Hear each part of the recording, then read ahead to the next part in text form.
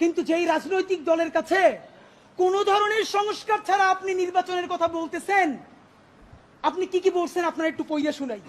আপনার ঘোষণাপত্র থেকে অল্প কয়েক জায়গা মার্ক করে নিয়ে আসছি মাননীয় প্রধান উপদেষ্টা।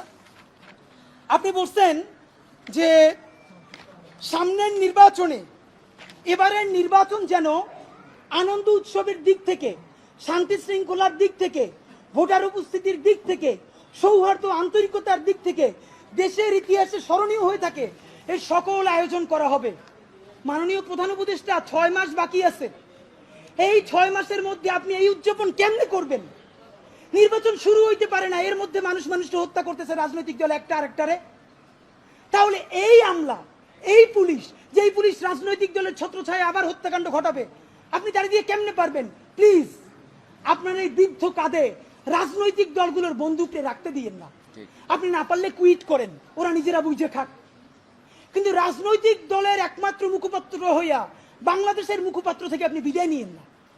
আপনি নির্বাচনের কথা বলছেন, আমরা খুশি হয়েছি, কিন্তু ইতিহাসের স্মরণীয় নির্বাচন করার রোডম্যাপ কোথায়? বাংলাদেশের রাজনৈতিক দলগুলো আপনার সাথে মিটিং করে সামনে এসে বলে আমরা নির্বাচনের রোডম্যাপ দেখি নাই, আমরা হতাশ। ভিতরে কথা বলার চেষ্টা করলাম, আফসোস রাজনৈতিক দলগুলো এত বদমাশ কেমনে হয় ভাই?